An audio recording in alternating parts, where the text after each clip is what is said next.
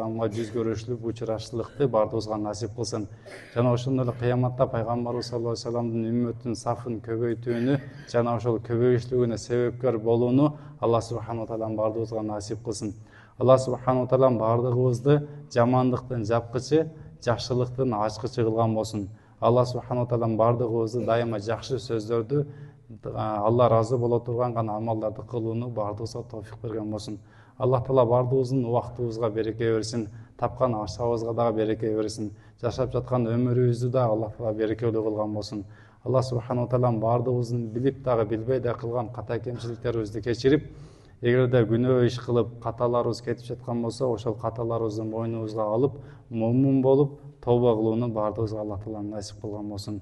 Алла субханаху ва таала бардыгыбыздын жүрөгүбүзгө заррача, тагыраак айтканда бир кымындай да болгон кибирди бербесин. Кымындай да болгон кибирди жүрөгүбүздөн кетирсин.